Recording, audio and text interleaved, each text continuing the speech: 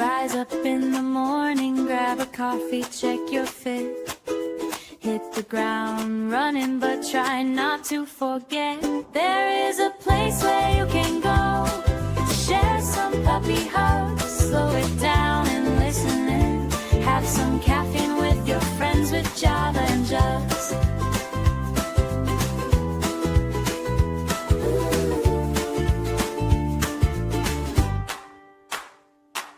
The best way to start your week, to make that AM commute. Have that hot cup in your hand and wearing something cute. And don't forget, girls, there is a place where you can go and bring your favorite mug. Slow it down and listen in. Have some caffeine with your friends with Java and Jugs.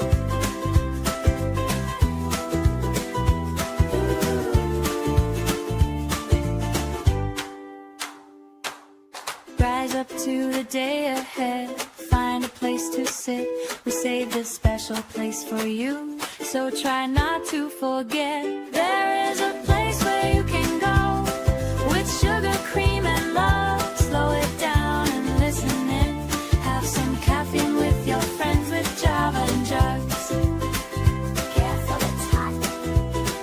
Spend a Monday with your friends with Java and Jugs. We have mocha, vanilla, hazelnut with Java and Jugs. Coming right up.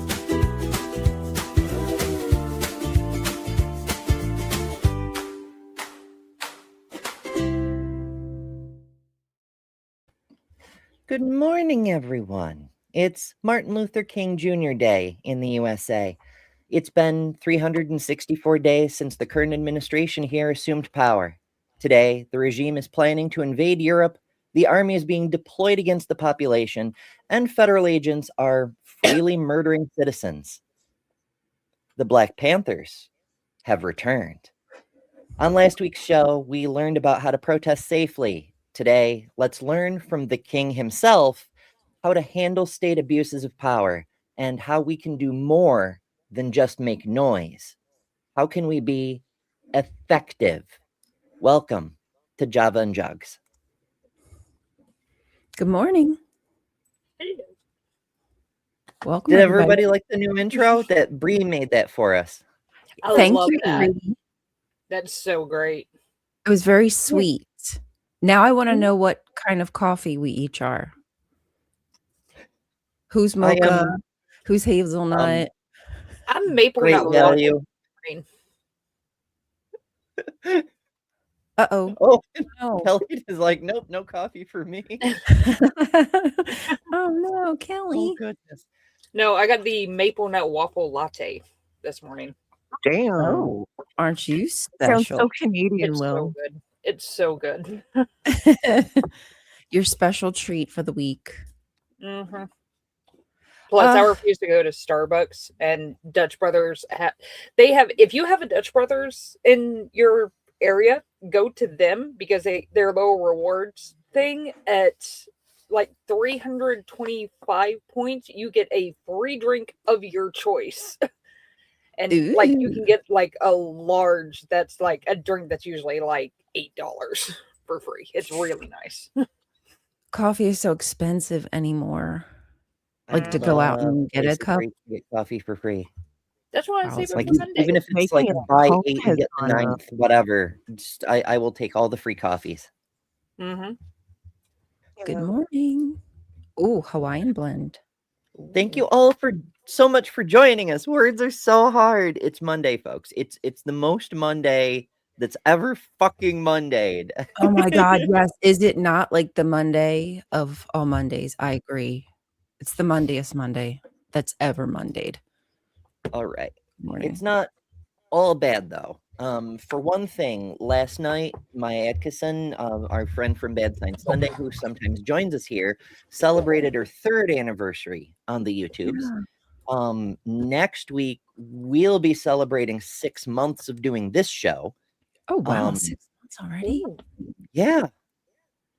Wow. It's I fucking can't believe wild. it's been that. Really, it's been that long. Or maybe I'm miscounting. We started at the end of August. And Wednesday, I'll be celebrating.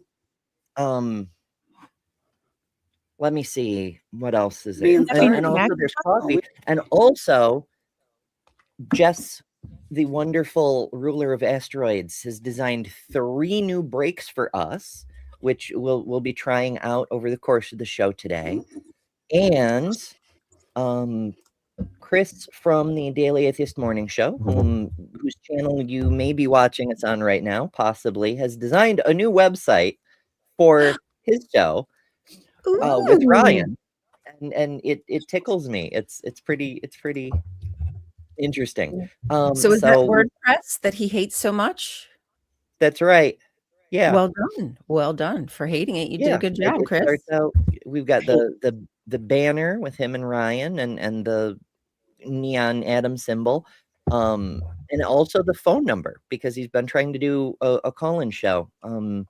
It's new. There's still a couple glitches here and there. Like, for example, you can see the watermark from the Gemini AI generation. Oh, is that what that is? Yeah, that's that little not quite diamond mark in the corner I don't there. use Gemini. Ha. Yeah, they some of the AIs have a watermark and some don't, and it's weird.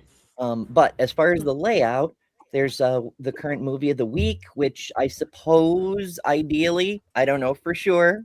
We're just looking at what's on the screen, but when the movie of the week is already selected, that'll be what's up there. And if it's open for voting, which is a thing that happens, then the link to vote will be up there and things.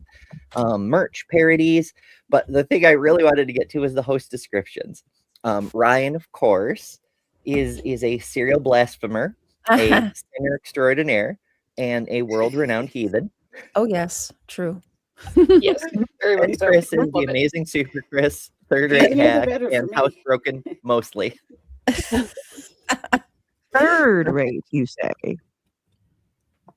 You know, Perfect. it is a lot of work to get up to third rate from fourth. Like, almost anybody can get up to fourth rate, right? There's like no barrier to Go entry. clear. To get third rate, you need to Is that like a purple belt? yeah, kind of. It's a struggle. You have to beat someone who is already third rank, right? In order to earn your watch spot. this. I Yeah. would watch this. Pole position. I get it. Okay. I'm Well done, oh, Chris. goodness. You did a good job. Yeah. I liked it. So before the stream started, Chris dropped the link for that and asked people to take a look. So I figured I would show it. I should say what it is. It's thedamnshow.com. Because Chris dropped the link, I should do it again so people know what the hell we're talking about. Well, our fear is that with all the changes that are being made now between all the social media, because of the rhetoric from our government, is that there could be a time where, our channel could go down. Hopefully not. But in the instance that it does, there will always be a place that you can go. No, this is not a song from a 90s or 80s comedy show. But you'll be able to find the damn show, and if we start another channel, if we go somewhere else, you'd be able to find us there. And the community, right? Like, you don't want to lose the community. So there's the Discord, there's the website, all of that. Join the mailing lists, etc. Yeah, you can do that as well. Exactly. Pre-book the name on Rumble, whatever. Rumble. Oh, Chris I is a used to have SOS. Rumble as a backup because I was worried about, years ago, my channel just being summarily deleted. So Rumble had a feature, and maybe they still do, I don't know, where it would automatically back up everything you publish on your YouTube would publish on your Rumble like a day later, completely automatically. Yeah. And I realized Rumble has a bit of reputation, but that automatic backup was a really compelling feature. Weirdly, round about January 2nd of 2024, that got turned off. And the reason I say January 2nd is because that's the day I decided to publicly start transitioning and my Rumble got cut off. Oh, jeez. Oh, jeez. I'd never even been on Rumble before. I think I'm just because I've been on TikTok. Rogan videos, really. Mhm. That's the only thing I go to Rumble for. I don't even know what Rumble is. Yeah, I don't I really know. I'm use not it sure that either. I. Is It that was where just all the nice to have a conservatives go backup that get of kicked off? videos, but Yeah. whatever. Yeah, it's more there's a lot conservative? of like super right wing and like Nazi-ish people on there simply because their stuff won't get banned like it does on YouTube. Oh, yeah. Hey, Dr. Kip. Yes, Podcast. we would love to, but unfortunately, some of us are stuck in I want places to like move to Texas. Canada. We're going to With broadcast Mr. from I have space. Canada. Just come camp in my backyard. It'll be fine. Okay. Oh yeah, Yeah, we're alright. moving to her backyard. Yeah, in our little Cool. compound. We're going to build a I'm not humanist gonna tell you're my compound wife. and keep all the anti-humanist humans out. We're going to be very selective and exclusive and insular. Mm. We're going to be the perfect cult, you guys. I can feel it. We won't have all So, those other issues. I realize I'm taking us further and further onto tangents when we're supposed to be talking about Dr. King, but I used to do movies, right? I filmed a movie. I have like 5 other scripts written and ready for production. I'm just financing it, fuck. But one of the movie scripts I wrote was about a future where humanity splits, right? Like we progress down the track we appear to be on, where the aggressively ignorant, hateful people eventually push all the smart and tolerant people the hell out of their society. And because the smart and tolerant people are smart and tolerant, we build spaceships and we take the fuck off to go find other Earths that are safer to live on, which leaves the ignorant, hateful assholes all alone. And they do World War III and then World War IV and then World War V. But eventually they get jealous. They realize the smart people have probably built a better society. And so they decide that needs to be stopped, that there can't be any humans who aren't hateful and ignorant. And so they build spaceships in order to come find our colonies and conquer us. And they do. Oh, gosh. Because they Well, can that's achieve fun. amazing things when they're fueled by hate. Isn't that so true, though? What people accomplish filled with hate. Mhm. Yeah. Yeah. Scary. In contrast, So, that with yeah, someone like it's- MLK, who's full of love. Well, I don't know, Can full I of love. say something as a Canadian about the topic of our show today that I was not aware of? Please. yeah. You guys get a day off for it. We don't have that here. We don't have like a specific day for something like this. So there's a public reason that we teach about in public schools, and there's a real reason that we don't teach about in public schools. The public reason is that Dr. King was a great man who preached peace, preached secularism, even though he himself was a minister, and put nonviolence ahead of the human urge to violent retribution when your people are being wronged, and he's a shining example of the correct way to do things. That's somewhat true. He gets a day because he was assassinated. He became sort of like a martyr for peacefulness. Now, as I've mentioned more than once, Malcolm X was also assassinated. He doesn't get a holiday because he modeled the wrong behavior, the kind of behavior we don't want to put up on a pedestal and exemplify. He modeled the willingness to use violence ever. Like that's the line, is ever. King was like, no, let them beat you, let them throw you in jail, let them embarrass themselves. Better that than to do the violence yourself and give them an excuse to hurt others. Whereas Malcolm X was, as a black person, fuck 'em. sometimes you got to do what you got to do to get a point across. So Yep. both methods would have been effective for me, because if I'm keep on doing this, it's been time. I'm getting tired of you throwing dogs on me. I got to retaliate. I'm not gonna sit there like that. Yeah. You know, I think but I'm not kinda gonna need come out both. like, okay, maybe be reasonable and talk about some things. But if you constantly want to keep bothering me, and all I want to do is just sit down at the diner and eat, no. I can't. Yeah. Like I'm in a generation where that was my mother that was at this. They had to do sit-ins and stuff like that, but they would spit on her and stuff. So Mm. They're lucky they didn't get more. They didn't catch more than what they caught. Just saying. Mhm. Uh-oh. Who'd we lose? What now? nobody. We I lost them? thought. No. Are we all Oh, here? did it? No. Why did the thing change? Somebody left. Who left? Oh, Oh, okay. Did you did that? I'm sorry. Somebody did Oh something. yeah, Oh, okay. we both. We're just playing with the chat. That's all. Yeah. When it comes to, of course, I prefer no violence. I prefer no murder. Like I'd love for all of that, like to not be happening in this society. But I don't expect somebody to continuously get pounded in the face and like take it and take it and take it. Couldn't be me. I can only take this so much. I'm a peaceful person, but I think every peaceful person has their limit. Yeah. Maybe I mean, I'm a there's. little sorry. I was just gonna say, like, there's a time and a place for everything, but where that time and place is kind of depends on the person and what you're facing. So Well, so I was thinking, I was like, it seems like how can I put it?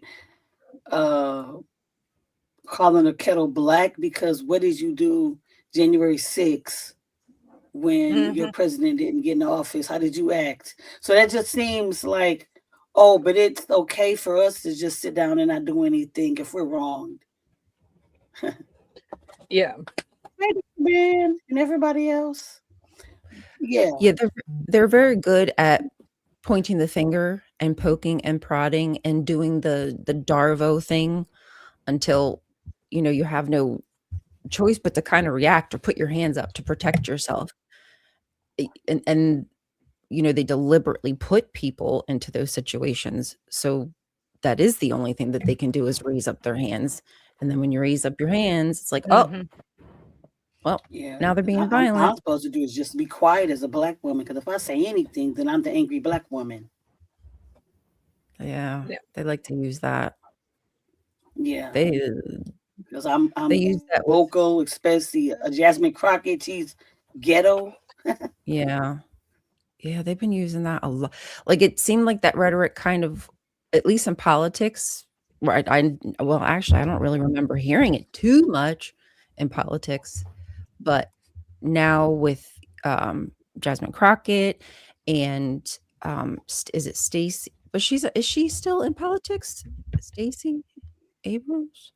Anyway, I feel like I've heard that rhetoric begin to come back now. Oh yeah. Like it's acceptable to say that. Oh, and godless. Brent A said, angry godless. That's right. Even worse. Even worse still. Yeah. Being a godless woman, a black, angry, queer woman, atheist woman. I don't really sit well on society's monitored right now. Well, we love you though, Kelly. We appreciate you. Trump, we don't really care. And we're not the only ones. We have been given to understand there's something of a party in your honor later today. Oh, yes.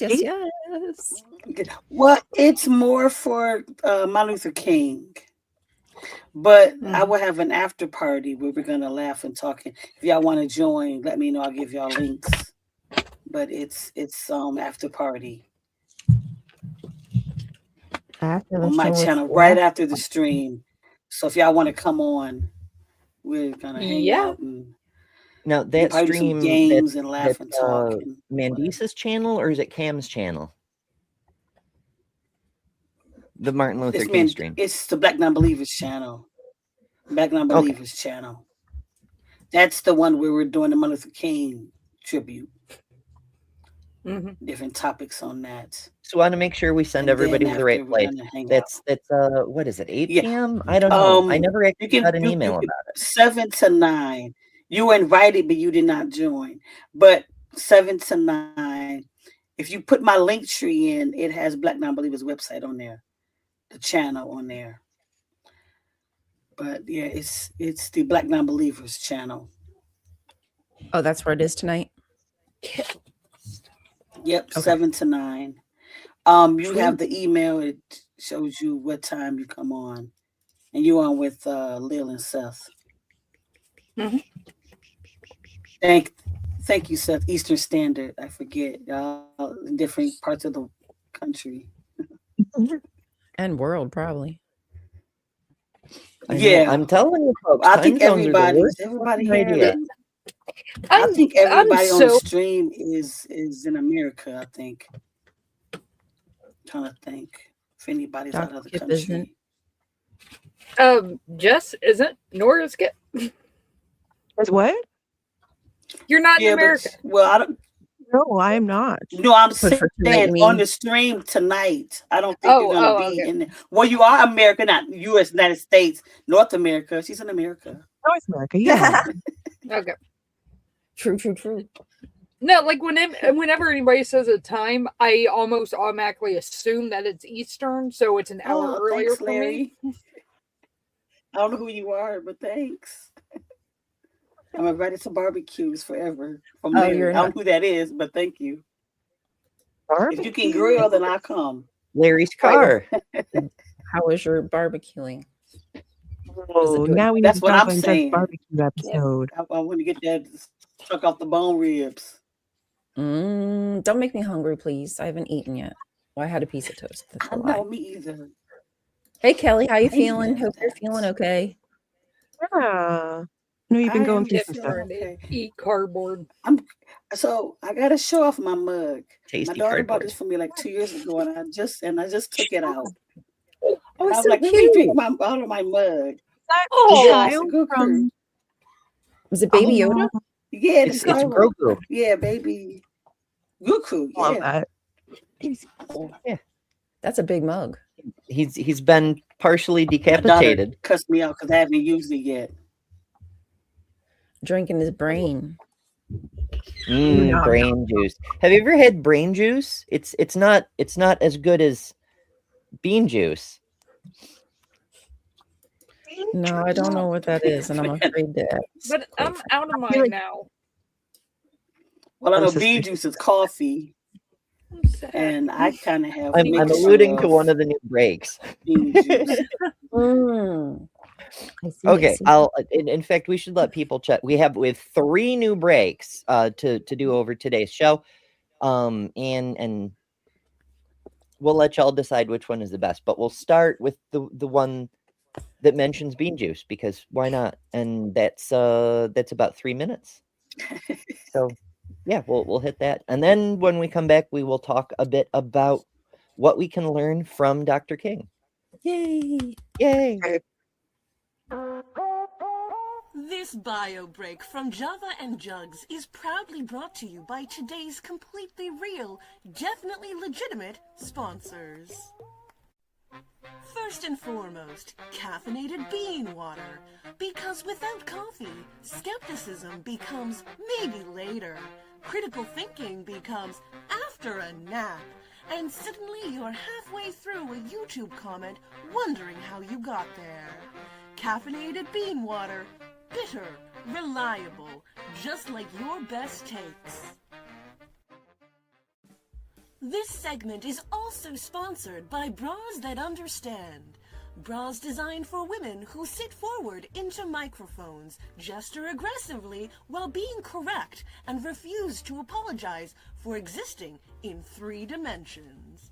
Bras That Understand, holding the line, holding everything else, too. Additional support comes from sports bras for when the conversation gets heated, because nothing escalates faster than a debate about religion, politics, or whether women are too emotional to have opinions. This break is further endorsed by adjusting your straps mid-sentence, the graceful art of fixing your situation without breaking eye contact or losing your point. Because if men can scratch and keep talking, we can adjust and continue dismantling theology. And let's not forget our community sponsor, the radical concept that women can have boobs and brains.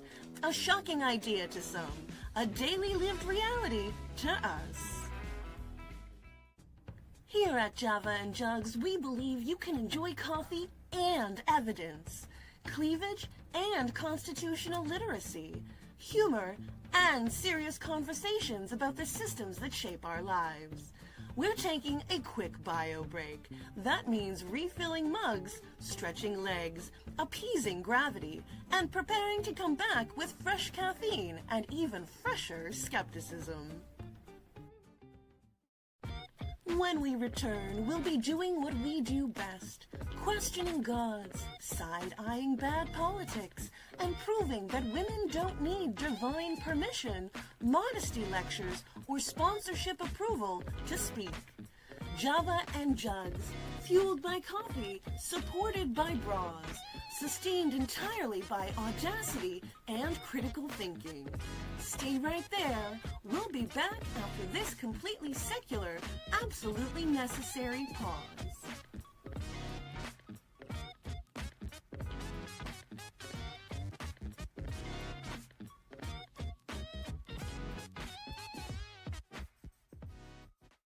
Love you. That had me We cry. had I love that. So good. I So like to do fun voices when everyone is out of the house and make commercials now. So get ready for more, I guess. Yay!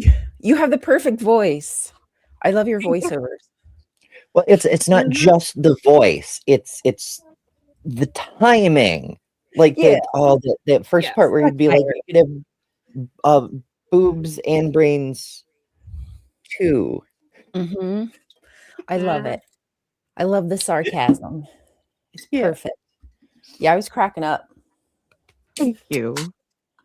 But Mike and Boob and Mike is my vibe. That's for me. I know. I should put boobs on my. Oh, I wonder if I can put my little boob on my mic somehow, because boobs on mics sounds like a jam. Boobs on mics. It should be a song. That's right. It's almost an EDM track. Boobs on mics, on boobs on mics, on boobs on mics. Woohoo! We're Yes, gonna have a even dance along. amazing voiceover, Jess. Now remember, Jess has a channel where there's yes. cool things like extinct stuff, and you should subscribe at How to Roll an Asteroid because they're freaking cool things. Yes, please do. Please subscribe. They have some really cool videos. You'll love them. If you enjoyed that commercial, you're gonna love the videos. Perfect. I Yep. love them. Anything Jess does, you're gonna love. Oh yeah, because she's done your credits or your opening Video intro videos, yeah. intro, outro. did mine too. Yep. Oh yeah, that's right. She just did a Christmas one. We did. I I will love stay mine. there for It's next so- year and recycling stuff. Oh yeah. And she did my No, little the Christmas, birthday little stream thing too for us. I the didn't show you Christmas guys that. The Christmas Yeah. one was absolutely amazing, and I love mine for Crafty Sirens. It is so dramatic, Oh, that and is I beautiful. love it. With That is the like my mermaids, favorite. fun with the Oh man, mermaids. hmm that was amazing. I love that one you did for her.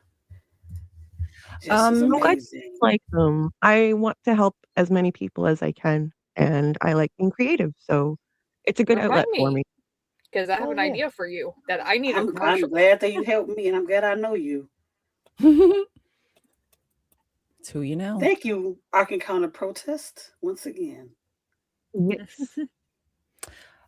This comment. I feel like MLK is used more often as tone policing, as this mythologized version of the civil rights movement, where he just politely asked for rights and the government said, "Of course." Right. That's the oh my Yeah. goodness. The version that we get in schools, like there's vague reference to the Freedom Riders, a quick mention of the Birmingham jail because you can't deny the letters from Birmingham jail, but for the most part, it's just he just walked down the street hand in hand with a young Bernie Sanders and said, "Please, sir, can I be allowed to vote?" And we were like, "Oh, what an oversight! Here, let us help you into the voting booth because you asked nicely." No sit-ins, no arrests at the Walworth counter, no beatings, no fire hoses, no. None of that. Just there was a lot that just gets brushed away. And the reason is for the political symbolization of no matter what, don't be violent. And we see that same thing, that lesson, that indoctrination reflected today, because every single time there's a protest, people start policing the protesters. Oh, well, there's no excuse for there to be any violence.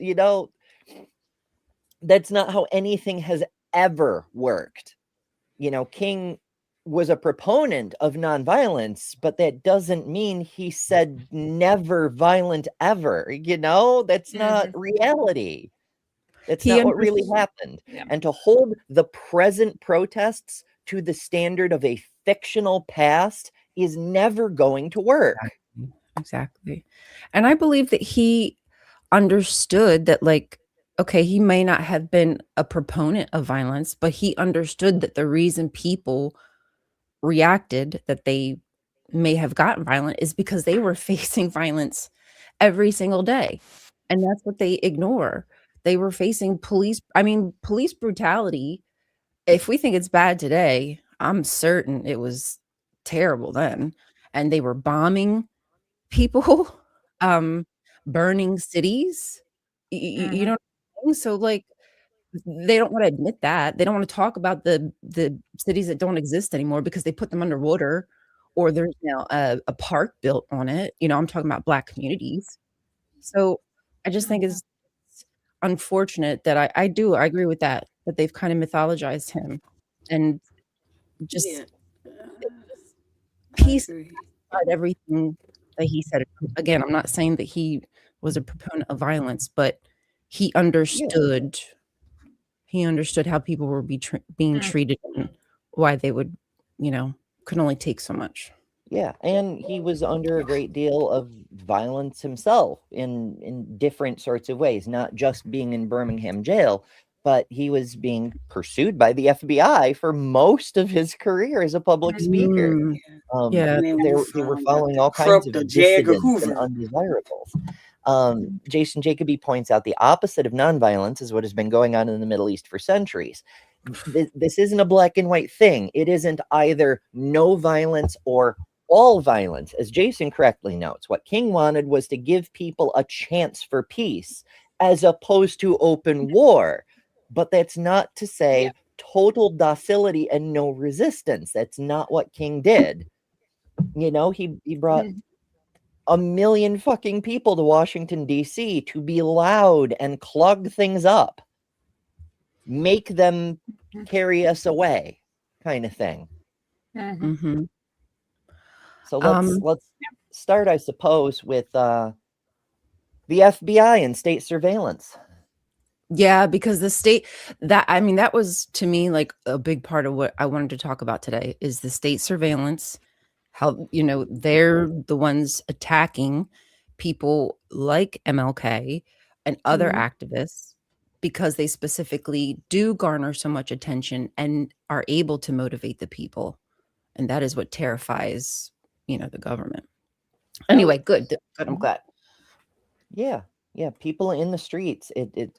I realize that a big part of the problem we're having right now is because the protests we've been having have been largely ignored by the powers that be, because they think they can just ignore us.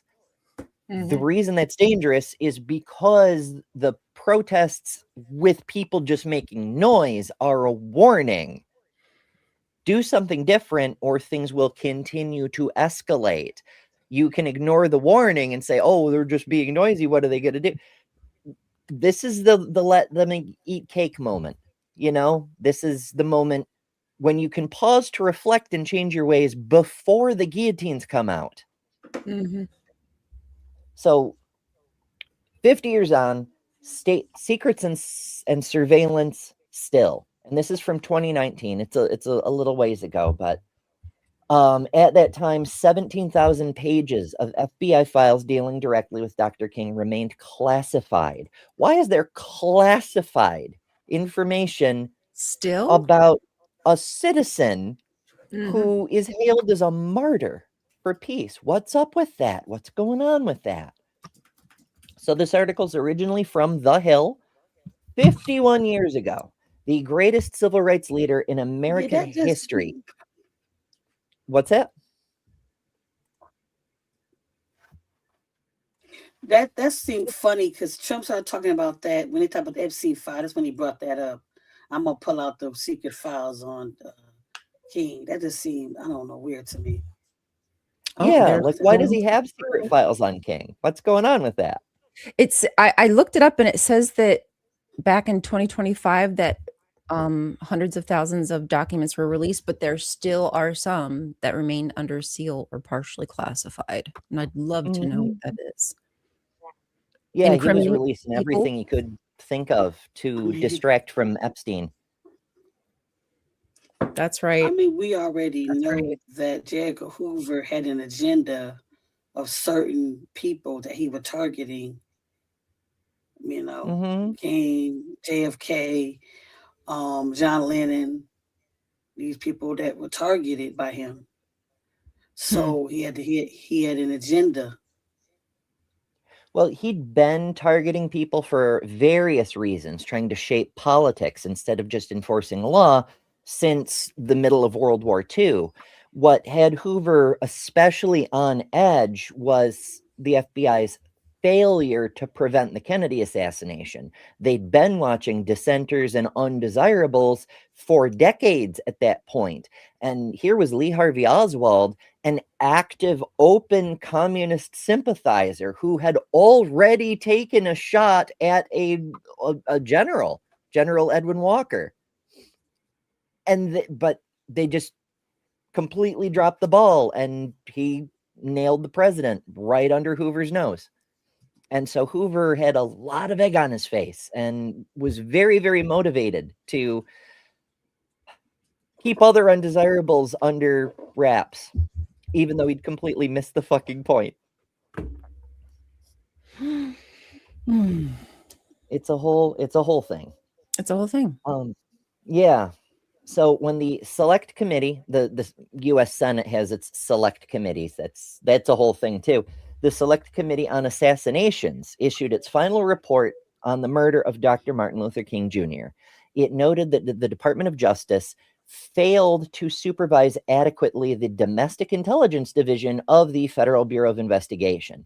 That's bureaucrat speak for someone fucked up, but we're not going to point out that person. We're going to point out the people who are supposed to supervise the people who are supposed to supervise them. It's managers among managers. Fuck. In addition, the Federal Bureau of Investigation in the Domestic Intelligence Division's COINTELPRO campaign against Dr. King, that was a thing. The government was actively resisting King, him in particular, not just the movement, but him specifically. The agency grossly abused and exceeded its legal authority and failed to consider the possibility that actions threatening bodily harm to Dr. King might be encouraged by the program. Now, COINTELPRO, that isn't just monitoring. That's active propaganda against the target. And that's a thing to keep in mind is it's not just gathering intelligence, domestic intelligence, just like foreign intelligence. It isn't just intelligence. It's also espionage. It's also sabotage. It's also undermining. So in light of that conclusion, why did... Oh, we're highlighting a thing. Kenzie Rainwolf says, I love how you're doing a Martin Luther King Jr. show today. They don't do this for schools anymore, so I'm glad someone still cares. Thank you. I really love this show, and I watch every morning. So glad. You must be from the damn audience. Thank you. And Yay. Thank you. Welcome. Thanks for joining. The damned souls. Right. Well, I put my foot down. I was like, we have to do something. For real. Like we try to shine a light on things in this general direction every year, right? Like we've only been doing Jav and Jugs for 5 months. I just counted earlier after. I don't know why. We started in August. And so I was counting August when I was counting. I went August, September, October, November, December, January. If you start in August, you can't count August. September makes 1 month. So we're 5 months. Next month will be 6 months. Anyway. Probably like 3-4 months then, or 3. Because I know I came 5 a little months. bit after. Oh, did No, you? y'all come 5. I came. Oh, like, I see what you mean. I didn't Yes. come immediately after. I came like right after, maybe a couple Oh. weeks after y'all started, I think. Yeah, Jeez, like 2 or I 3 already weeks. forget. Oh my gosh. Yeah. Might I be was like here 4 months. just after Kelly. Yeah. So. I Because you don't and just know kind of how came long on the I've been same here. time. But yeah. It was sorcery or gravity or But I something. am going to But still anyway, say we do that try I to say do gravity. when that year something. comes, I'm going to still come in for that year. And say I've been on for a year Yeah. too. Last year, I did a special about Dr. King's dream and like where things stand with that. The year before that, we did, I forget if it was on Transpositions or another channel, but we tried to put a focus on what's actually in the letters from Birmingham jail, because Oh, wow. they don't teach it in schools anymore. They hand wave at it, but no one examines what's in it. And it's really powerful. You know what we should have did today? Maybe we should do, just like plan ahead for another show, is we should watch one of the PragerU MLK videos. Oh my God, goodness. they're terrible. Yeah. Well, I know. And that's we- that whole freaking No. whitewashing and mythologizing the man. And most people have probably forgotten about this, but keep in mind that Trump defunded PBS so he could stick PragerU in there. Yes. Oh my gosh. And I have a Black Non-Believer member in our group that actually works for PBS. So I don't know what's going to happen to him. But it's Black History Month next month. So we can probably put that in Let's do that. Let's episodes. That's Yeah. perfect, Kelly. Let's put a Yeah. pin in it for that. But I really feel like that's important. I mean, I know we had talked about doing PragerU before. I know you've done Definitely is. Ember, but it's now more than ever. We really got to start going after these people because they're sick what they're trying to teach people and twist history. It's nuts. The good news is we can do a little now and a little later, because they have a 5-minute video titled "Where Are You, Martin Luther King?" and they have an 11-minute video where they have their 2 cartoon character kids do the time travel thing to go visit Martin Luther King, where they rewrite the historical figures. I'm sure that one will be a lot more provocative because they have a tendency to rewrite the historical figures. So let's put that one for like a full review kind of deal on Black History Month, but we could look at the 5-minute one now if you want to. I am curious. It's up to you guys. Get people hooked in it. Hooked on It works. hooked on It works for me. Hooked on All phonics right. works for me too. Let's do this. What could possibly go wrong? Absolutely nothing. Flying by the seat of her Make pants. sure the Always goes screen's well. in the right place. Okie dokie. Standard panel rules. If you got something to say, just speak up and then wait till I pause before you actually say the full thought. It's been 50 years since Dr. Martin Luther King Jr. was shot to death on a motel balcony in Memphis, Tennessee. And over the decades, he has become one of the most revered figures in American history. There is an impressive memorial to him in Washington, D.C., and a museum celebrating his life in Atlanta, Georgia. Countless schools and boulevards have been named after him, and a national holiday is dedicated to his memory. Worth noting, at the time of his death and shortly after, he was very disliked in public opinion, partly because of that propaganda campaign against him and his peaceful movement. So what Okay. changed? Yeah. Mm. I just want to interject. At the very beginning, they said he was shot to death. Would they say the same thing about Charlie Kirk? Was he just shot to death or was he assassinated? Because I think MLK Oh, was see, good assassinated. catch. Yeah. Trying to brush that away, and I Good don't like catch. Yeah, I'm I didn't I'm even taking notes. pick Like I'm that writing up. down all this stuff. That's- Shot to death. It's Yeah, called it's assassinated, you dumb that is bitch. an excellent point. And when we start to take it for granted sometimes with the these propaganda mills like PragerU, but you have to watch them. The word choice is intentional. This isn't a fly-by-night operation. They are funded by billionaires. One of the Koch brothers specifically, plus a few other people.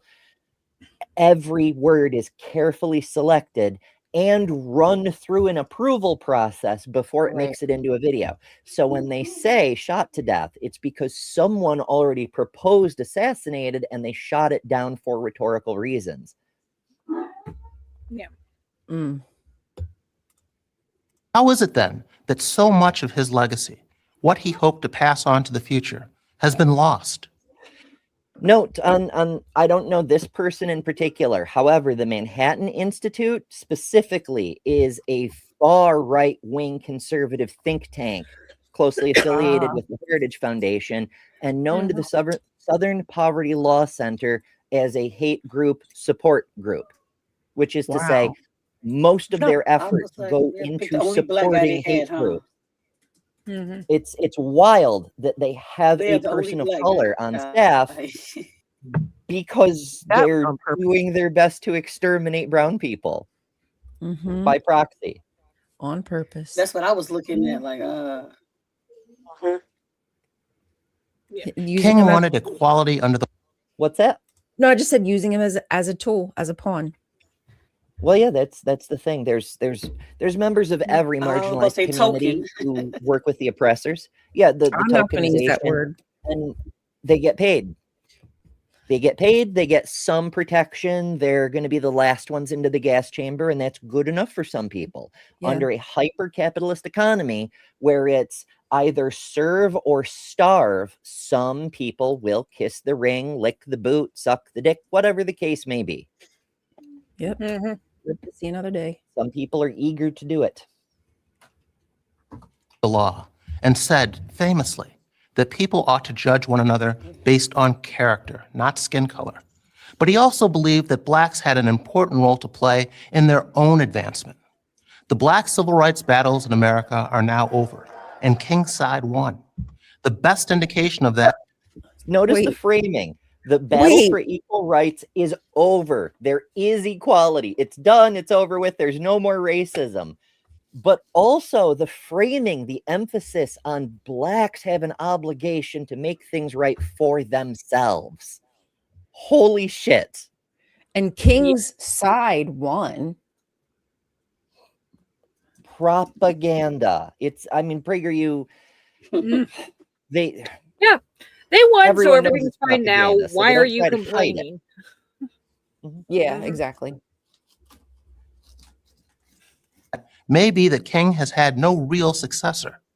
If Black Americans were still faced with legitimate threats to civil rights, such as legal discrimination or voter If Oh my God. Black Americans were still threatened with discrimination, such as legal discrimination or voter disenfranchisement, holy fuck the weasel words. That's a Right? hell of an if.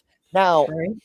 there's a couple of things. Legal discrimination, not discrimination. The fact there are laws that expressly prohibit discrimination on the basis of race does not mean there is no discrimination on the basis of race. Because a fun thing about the United States, certain civil violations like discrimination aren't actually illegal per se. You have to sue the offender. You, the injured party, have to hire a lawyer and file a claim against the person injuring you. And if that happens to be your employer, fuck you.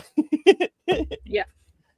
It's not illegal, it's just fineable. If you yourself, as the injured party, as the minority person who is being oppressed, hires a lawyer and files a suit about it. Amazing. Similar thing with voter disenfranchisement. Technically, that isn't a legal thing that happens. But in actuality, well, we've been seeing all across the South movement towards voter ID laws. And, you know, they blame illegals or whatever the fuck that's supposed to mean. But it's actually intended to target Black people. Same thing with school vouchers. They want to claim freedom of religious indoctrination for their children or whatever the fuck the excuse du jour is, but they only started doing them after integration laws because it's actually about Black people. And a lot of this stuff is built right into the system, like the gerrymandering and like the districts. They specifically, you know, draw the lines in particular so that way people of color or immigrants, what have you, have less say. I mean, you know, we see they're still doing it today. And the ridiculous thing about it, even like today, especially because Texas outright did this, when they gerrymandered, they straight up said, yes, it's political, which is very obviously means like, yes, we are cutting out the Black districts and chopping them up to the point that they can't elect who they want to. Like, they're coming straight out and saying it now. They're not even couching it in like, oh, well, no, we're trying to be more equal here. Yeah, they don't even care about plausible deniability anymore. Like they don't have to be nice.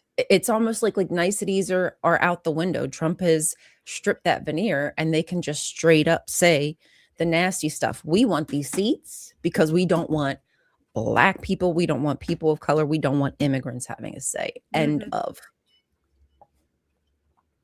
Blatant. Holy fuck the weasel word. I have to confess, I picked up weasel words, the phrase from Owen Morgan over on Telltale. Yeah, we use that a lot for JWs. I use weasel words. Like we all seem to use that. I think I learned that terminology from the ex-JWs. I never knew what a weasel word was until I listened with, you know, that definition in my head and listened to them speak. And I was like, wow, now I get it. Now I hear it and I can't unhear it. Okay, sorry. Anyway. Oh yeah.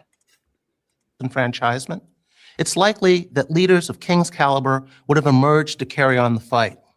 The fact there are no Martin Luther Kings today is proof there's no racism, because if there were racism, there would just be another Dr. King. What was the date that the racism stopped, please? I'd like to put that in my calendar. Right.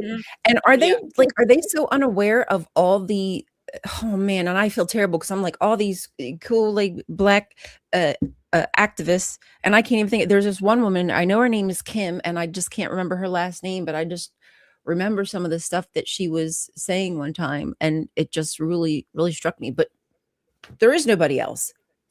What are you talking about? That just shows how out of damn touch you are. There's lots of Black activists, and a lot of them that are being targeted. Yeah. And it's, he just said that Martin Luther King was put on a pedestal after his death, right?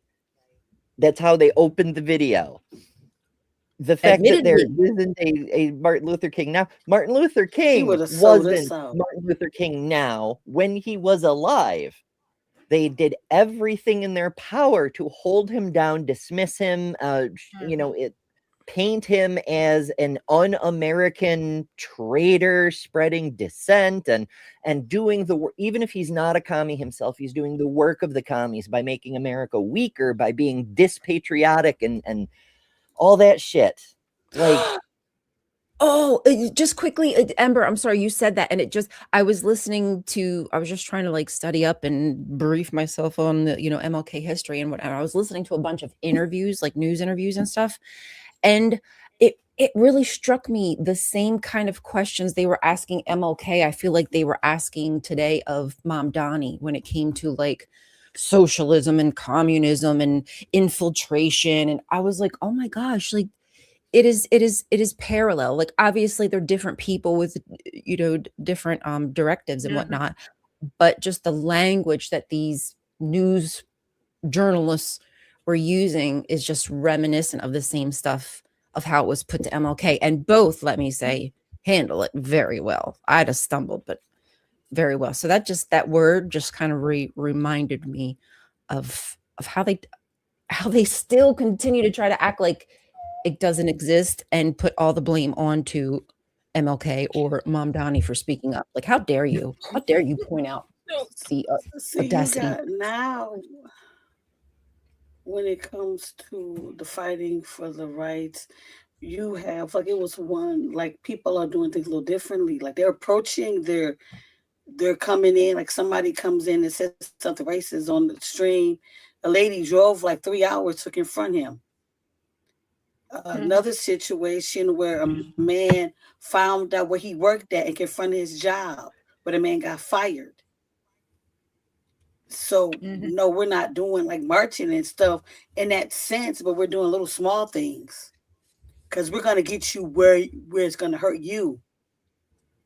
You want to be racist, you're gonna lose your job or something like that. It's gonna be more than marching. What's that gonna do? Individual acts of limited scope disenfranchisement, disillusionment, disfellowshipping, I suppose. Little avenues of showing you're not actually part of our society. We do the same thing with every group, right? Like if someone speaks Spanish in public, inevitably some asshole will come up and say, "We speak English here." You know, it's not a threat. It's not legal oppression, but it's just a little chip of you're separate from us. You're an other. You're not welcome. You're not wanted, you know?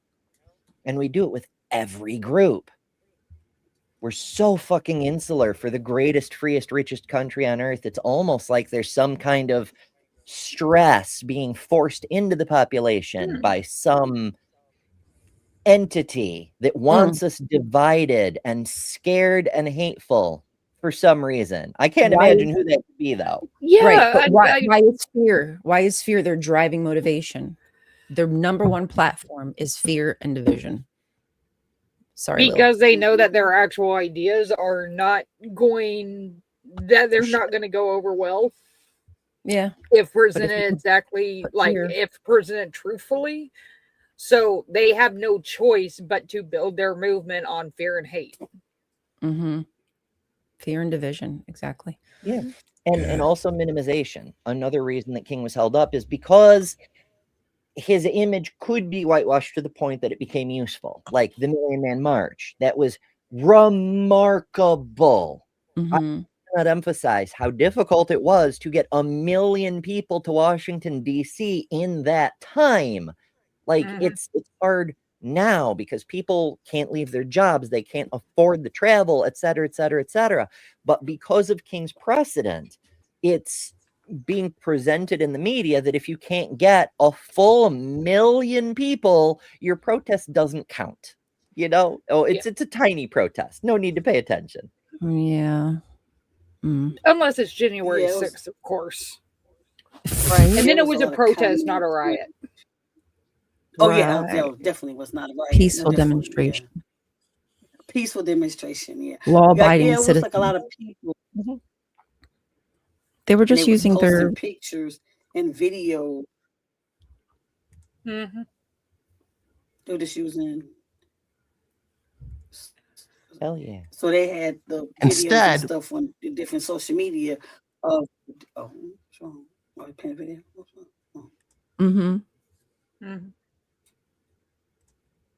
What we have today are pretenders who have turned the civil rights movement into an industry. I figured there was a lag. Yeah, there's a lag.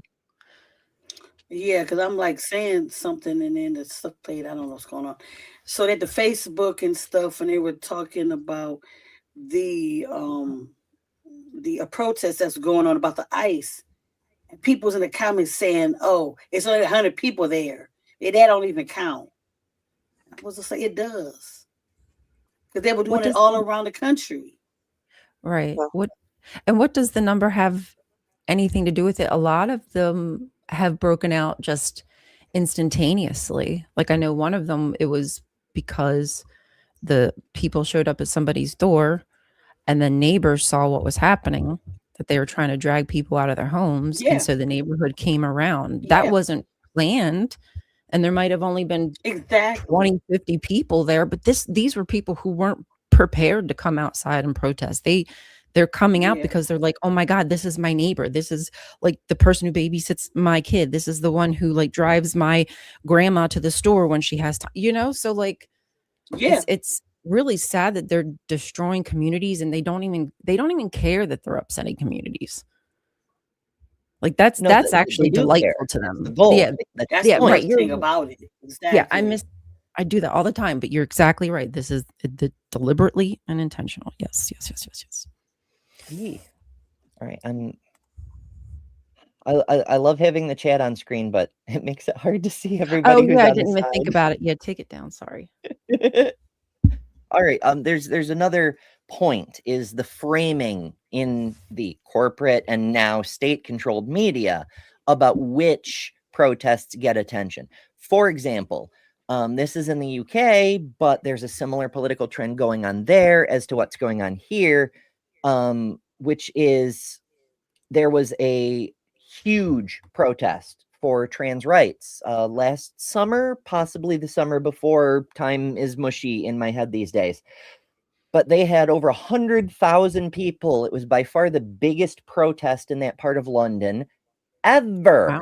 And the BBC, the entire British broadcasting company, didn't even note that it was happening. It happened right outside their headquarters, and they pretended it wasn't happening. What they Wow. did do was note the counter protesters. They didn't say what they were counter protesting. All three of them, 3 people, they made a big deal out of the fact that they were out there supporting sex-based rights, or whatever the fuck that's supposed to mean. Wow. So what gets framed, what gets highlighted, is also chosen. Mm-hmm. It's all narrated for us. So he's talking about how, since there isn't a legitimate Dr. King, then the people who are pretending there's racism today are making an industry out of it, a grift, which is ironic coming from a dude who works for a conservative think tank. He gets paid to figure out ways to lie to people. Mm-hmm. Amazing. Speaking of Out of racket. What have I done? Speaking of protesting and stuff, I know that this is happening in Dallas because, of course, I get the local news. But there is a Stop ICE terror protest that's going on all over North Texas, and I assume that because it's the 1-year anniversary of Trump coming into office, that there's going to be multiple of those around the country. So if you have the day off tomorrow, try to go. Cool. The more people that show up to these, the better. And that reminds me, tangent, yes, but tomorrow, 2 p.m., whatever your local time is, there is a coordinated scheduled walkout event. If you can, if you can safely, if all the ifs, it's optional. But the more people do it, the more effective it will be. And it's planned. I don't know why they went with 2 p.m. local time, because the inauguration ceremony was noon Eastern. I'd try to center it around that myself, but I didn't plan this one. This was just brought to, in fact, I think it was Ryan that told me about this like a week ago or something. But there is a thing. It's I'll drop the link for this in the chats that I can reach, but it's freeameri.ca, because of course we can't put it on an American website where our federal government can get to it. It has to be on a Canadian server. Hooray for Canada. It's fucking unreal how people are like, oh, it's not that bad. It is that bad.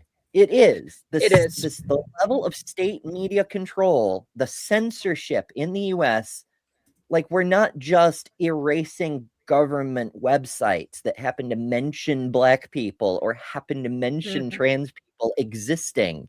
We're deleting websites, public commercial websites. We're blocking news broadcasts. Like, I need you people to understand, both within the US and internationally. It's a slow boil thing, like that parable about the frog in the pot of water. But the water is at boiling. We are in a state media censorship situation. Anything you see on mainstream media is approved by government censors. Yep. Yep. Quite scary. Quite scary. And a lot of people that what's actually even more frightening is that people don't realize that.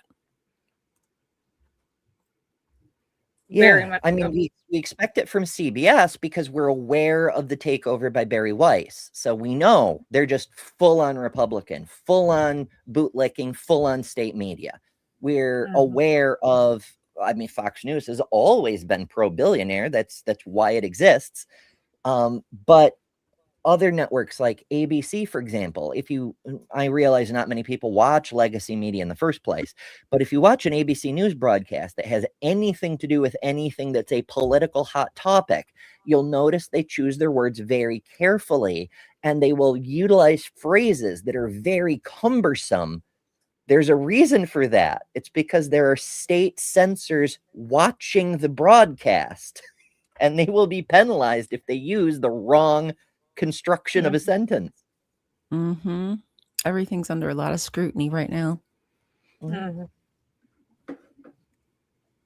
what have these racketeers accomplished? A lot for themselves and very little for their constituents. Racial gaps in income, education, and home. Wait. He just said there is no more legitimate racism.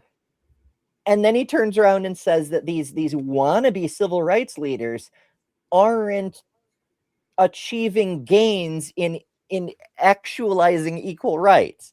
Like, first there's no discrimination, but then the modern civil rights leaders aren't successfully overcoming discrimination. Oh, Which is it, buddy? Right. The double talk. Yeah. Please explain. Like, we interjected quite a bit.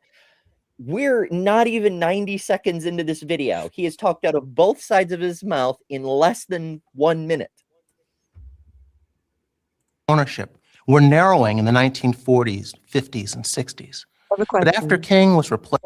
Also, the framing, again, notice the white line is dropping as the orange line, I guess representing Black people, since they started from the bottom, is coming up. It's mirroring. It's presenting the visual image that every gain by Black people represents a loss by white people. And that's not how anything works. So I sneaky. don't understand. Would you say, Jess? Sorry. I do not claim this Black What are they man. saying that the white people have lost in giving anybody else rights? What do the white people lose? Absolutely nothing. In this graph specifically, like what are they giving up? They won't even show it. Trump is saying. Yeah, basically. He is saying that we're losing. Civil rights should be taken away because it's taking white people's rights away. Yeah, because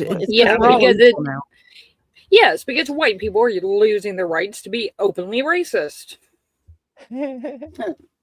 It's always been a conservative play to present any kind of expansion of rights as a zero-sum situation. Like, we can't give women's rights because it will undermine men's ability to do what men are supposed to do, which is rule the household and declare who runs everything, you know? Placed as the spokesman for Black America by the likes of Jesse Jackson, Al Sharpton, and others. These gaps began to... Now, the reason for these two figures may be less about the rhetoric they represent and more the age of the intended audience. Remember, PragerU's audience is mostly 55 plus. These are Black people who talk loudly they're familiar with, as opposed to people who are active today that they'll be less familiar with. I mean, Al Sharpton's one of the hosts on MSNBC now. So I mean, these are the only two Black men, really? Yeah, exactly. I mean, I'm not saying anything bad about Jesse Jackson or Al Sharpton, but this is their choice. Like, give me it's just so frustrating because that's what they're doing. They're using a very narrow lens and picking and choosing who they're going to like showcase as to, Well, again, what why they're we don't need. deliberately trying to not showcase is Barack Obama. They're not going to show. I guarantee they're only going to. Yeah, I just can't wait to see what they say. Yeah, because like, I mean, look at the style of the image. It's done in the PragerU color scheme, but the style is the same as Barack's Hope poster. Oh, it is. Yeah, it does have that aesthetic.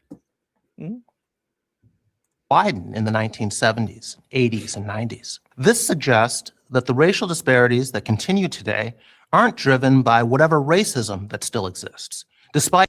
No, the racial differences they're getting worse, but it's not racism. I'm really curious to see what he's going to propose it is, actually. All the claims to the contrary from progressives and their allies in the media. It also suggests that Black culture, attitudes toward marriage, education, work, and the rule of law plays a much larger role than the left wants to acknowledge. Oh my goodness gracious. I love how they just put it all on the Black community. Bravo. That was really good. You did good. They all aren't conservative enough, don't you know? I'm like, really? These people are lucky. Maya did a show last night and is probably still sleepy, or maybe it worked but whatever. They are lucky that Maya's not here. Now, this is one of the reasons that we all start with a foundation of counter-apologetics, because the skills you learn in counter-apologetics apply to all of this bullshit too. What are they doing? Why are they doing it? What are they trying to frame? Ask the questions, find out the answers, be critical of everything at every level, because it's all bullshit. This isn't just blaming Black culture for the state of Black society, as if that made sense. But specifically, it's looking at education. Oh, Black people aren't graduating college at a high enough rate. That's their own fault. They should work harder. It's Black people aren't getting married. This is the welfare queens and the baby daddies are in prison. Never mind that they're in prison because of the way the law is unfairly enforced. It's just all the things. All of it is a big network together. All of these issues, from employment to marriage to all of it, is a direct response to what is being done to them intentionally by conservatives. But they're going to blame the people they have targeted, they have hurt. This is like, to put it in a more today perspective, a more immediate perspective, this is Israel blaming Palestine for Israel blowing up Palestine. Yeah.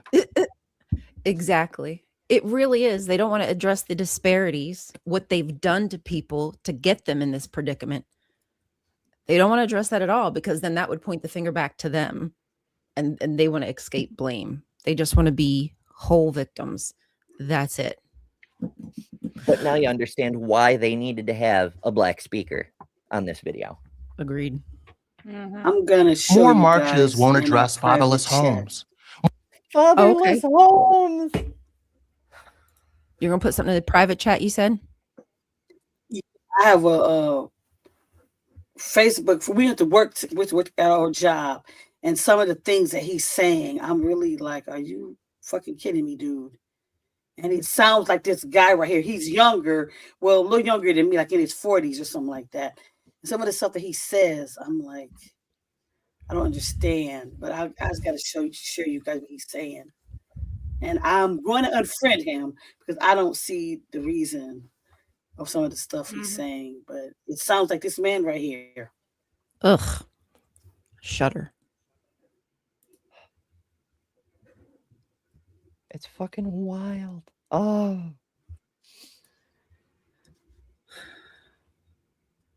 Huzzah. More sit-ins won't lower Black crime rates. Won't they, though? I mean, first of all, the phrasing, Black crime rates. Black crime rates.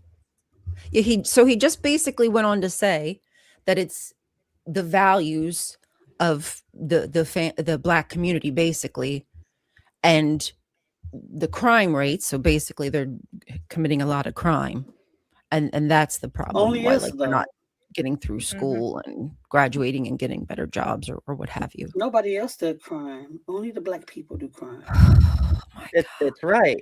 So obviously, first of all, this is fractally bullshit, because it's like saying more doctors won't help the literacy crisis in elementary schools.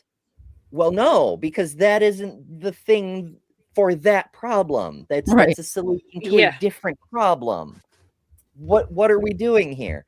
But the second thing is, we don't measure crime rate based on race, right? We measure crime rate based on locality. We can measure prison population based on race as part of a prison census, which is how we know that despite making up something like 12% of the population, Black people make up upwards of 1/3 of the prison population. I haven't checked the statistics in a while, but holy shit, it's been up Still there. slavery, by So the way. What'd you say, it's, Jeff? They say It's still if you black, slavery. you a criminal. It's still slavery. The whole prison system and putting It black folks in is. prison for things like minuscule weed crimes because it's not federally legal, and trying Thank to you. round up all the black people. And Thank you. yeah, sorry, rant. No, you're fine, but yeah, I totally agree. Yeah, Yeah, most that's crimes are yeah. proximity part of it, crimes. mandatory Basically, what Ember said. They're proximity crimes. You're more than likely going to commit crimes about, your reach and your grasp. Just like when it comes to assault with children, it's usually somebody in their family, in their vicinity. That's just how crime works. And people who don't get that are stupid AF. Yeah, are people targeted outside of, yeah, duh, shut the fuck up. But generally speaking, that's just how crime is. Like, you're dumb if you don't know that. You're just so dumb. Well, there's a whole bunch of factors that go into this. One is that most of these crimes are either marijuana possession and, statutory minimums, Infractions but of like dumb shit. crimes like B&Es or petty larceny, whatever the case, all this sorts of stuff, it's more often than not crimes of desperation. It's you can't get a job because you're black, or because you're a felon, or because you're black and a felon. And so you have no alternative but to steal shit in order to try to get food. Yeah. Poverty And and proximity. and there was even that study that was done like several years ago. I would say it's probably a decade old, but it still stands, that they would do a resume exactly the same, with exactly the same credentials and everything, but one had a more quote unquote black sounding name and one had a typical white sounding name, and like the difference rates between callbacks and getting hired was just like absolutely insane on it. It was ridiculous. I can't remember what the figures were, but it was just like, yeah. Well, it's been studied more than once. 2020 tried it in the 80s, maybe the 90s. NPR did repeated the study in the early 2000s. Human Rights Campaign repeated the study somewhere around 2012. That might be the one I'm thinking of, though. They did it with homes, like buying homes, selling homes, buying cars, selling cars, you effing name it. They've done, just basic little, I can't say it's been, like a scientific study, but they've tested the waters to see how people behave. And it's always different when it comes to people of color, a different sounding name, different community, or what have you. It's the same damn thing across the board. And as Ryan pointed out, like, communities are over policed. It's not just police presence, however, it's also the criminal justice system. A black person accused of a crime will almost always get convicted. And serve a terrible sentence compared to a counterpart, a white counterpart, or a male counterpart, white male counterpart. Yeah, all the things. It just when the system is weighted against you every single step of the way, a larger proportion of people like you are going to end up in prison. Because that's the point of weighting it that way every single step of the way. It's an They want to break up intentional families. pipeline. Yeah. It's the school to prison pipeline is a thing. The new Jim Crow is a really good book to read about that. But like it's intentional to break up generations upon generations of families and to make it certain that they won't be able to own land. You know, it's such a blessing to have a family member that you can always fall back on, like your grandma or your mom if they own a home. Like if something ever happens to you, just to know you have that safety net. So many people do not have those kind of safety nets because for generations they've not been allowed to have such things. And we take it for granted. We really, really do. We might think like, oh, well, I was poor. I struggled on. Yeah, you might have, but you probably still could find a meal if you needed to. You know, you probably knew somebody who could help you out in a pinch. Not everybody is so lucky. Someone explained to me once that it's kind of like white people have been playing Monopoly and we've had 400 Exactly. turns to build all the houses, get boardwalk, get the Exactly. railroads and everything like that. And now that we've had our 400 turns, we're totally equal, guys. We're totally equal. It's your turn now. Look, we're giving you a turn. Yeah. Now you get to roll the dice. Go ahead. I hope you don't land on the wrong thing. And when you land on the police, you're probably gonna be in there for a while. You don't get a get out of jail free card like some people do. And when you go past go, you're probably not going to get the same paycheck. Actually, you're going to get like a quarter of that paycheck. So good luck with that. It's really gonna tax you too out of that. Honestly, like Monopoly is like that's what I use when I think about it in my head. I think it's the perfect. Yeah, when I look at analogy. Life, I always end up in a shady acres. I never end up a billionaire when I play Life. Damn it. I can't afford boardwalk. Sweet. Shady acres. I don't even know, but yeah, that's so true though. Yeah. Or somebody use like a race analogy, like make the black people got to start at the starting line, but then you can start like halfway mark. Yeah, you could. Yeah, the race is not fair. It's so, oh my goodness. All the parallels are useful in various ways. They used to, when they first started the racial integration in sports situations, track and field, for example, was one that was a little bit weird. They had two starting guns. The first was for the white people, and the second was for the black people, because the white people needed a 10-second head start to be competitive with the black people. Stop it. Stop it. Stop it. You're making me mad. Stop it. You should be mad. Yeah. We should. See, that to me, like, I just like this whole thing when it comes to like the argument against transgender people competing. It just makes, because I feel like it's taking the whole sport out of stuff. Like, you know what I mean? People want to compete, let them compete, let the fun of competing be that. Like, why do you need a head start? What is wrong with people? I just don't get it. I really don't. They do the same thing. Take the fun out of everything. This is going to hurt a lot of people's brains, but it's they point fingers at trans athletes, but it's just sexism. There's a race, I believe, in Belgium. I may be mistaken on that. The link to it is on my website if you want to go look, betterthanumber.com. But the important part is there's a bicycle race, and the men start 15 minutes before the women because the men need to never be overtaken by the women. That's the point, is to make sure the men finish first so they get a 15-minute head start. And a couple of years ago, men always want to finish first. Taught the men. She started to overtake some of the men at the back of the pack. And so the race officials stopped the race and let the men get another head start again. I feel like I remember this. Yeah. I feel like I vaguely remember. See, It is. You're right. It really just. I mean, Yeah. I'm sorry, but I always take it back to one of my favorite stories in the Bible. But like the Sodom and Gomorrah story, that is all about hatred of women, because it's all about who's being, the submissive one, Yeah. and a man being Yeah, it submissive is was just like, no. don't mess Because around the with woman should be the y'all. one oppressed and submissive. Yeah. It's about the hatred of women. You can take my camera man, do whatever you want to do with her. Here it is. Women's sports exist to preserve men's supremacy illusion. So here's the example.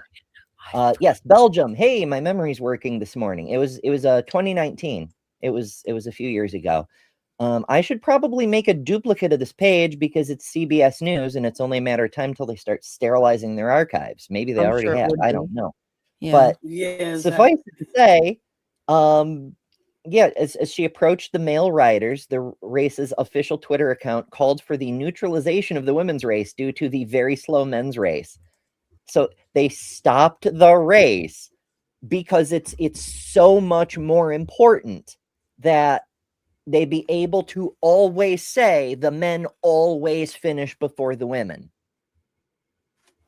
Can't even have, even with the different start times, we cannot have a woman finish before a man. We cannot allow the illusion that the weakest man is still better, stronger, faster than the strongest woman.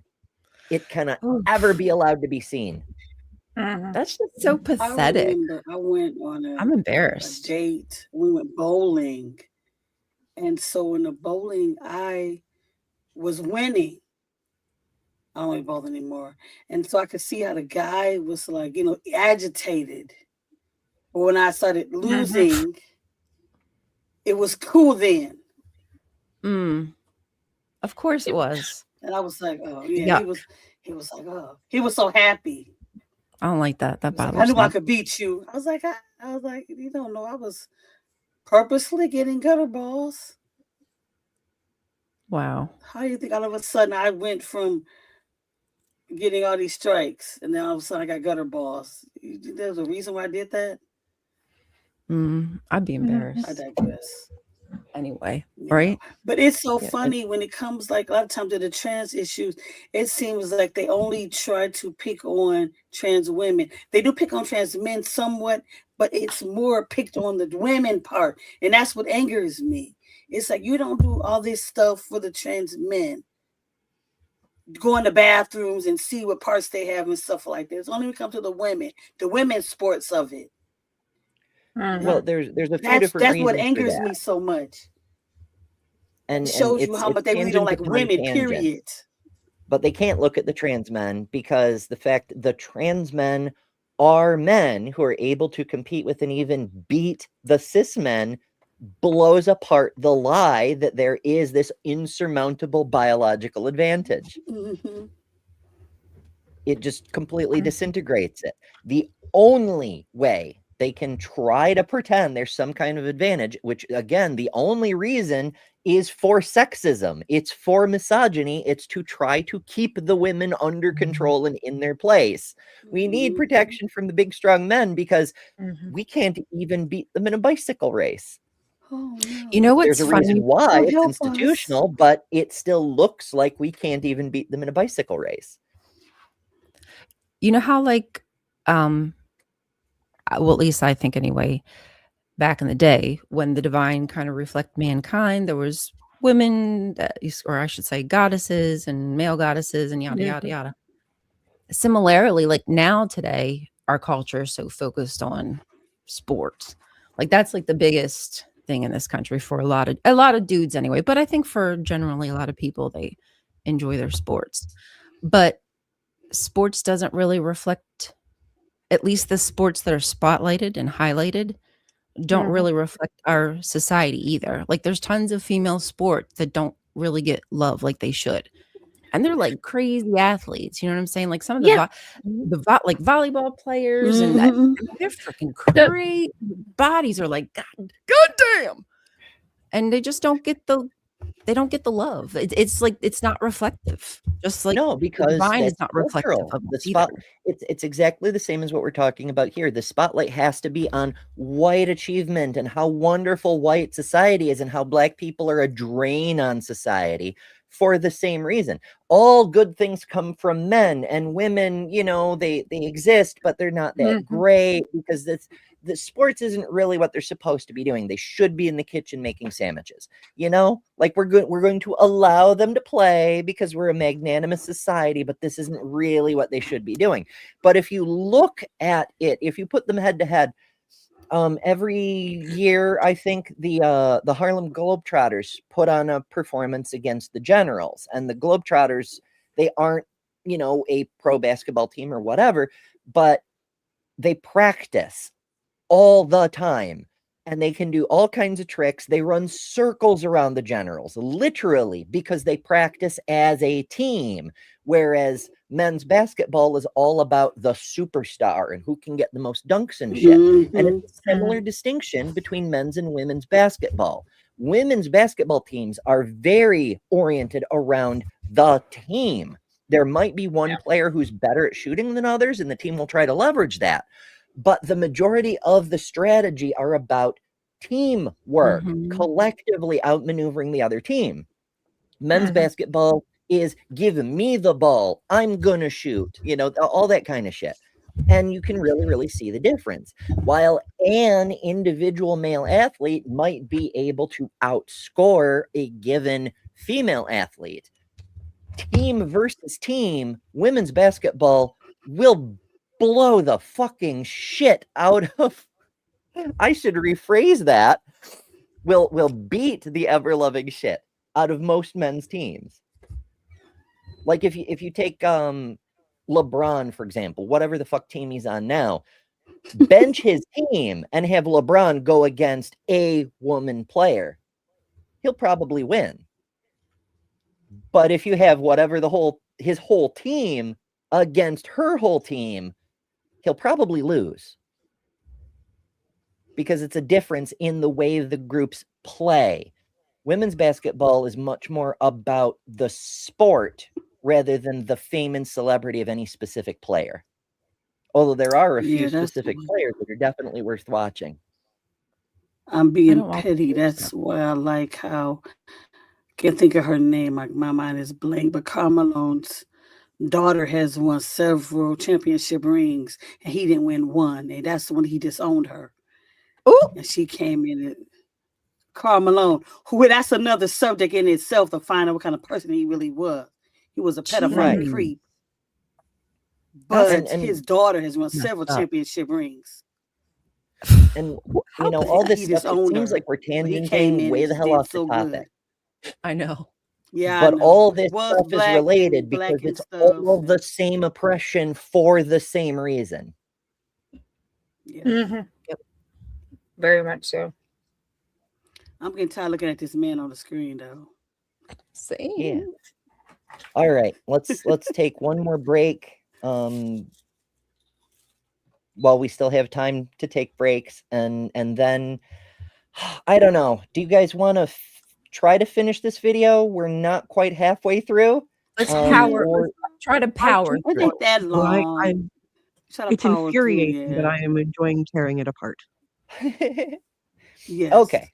So Same. Another short break. This one is do we want You know what? We're probably only going to get one more break in today. So let's do the Jugs break, because I think the audience is going to love that one.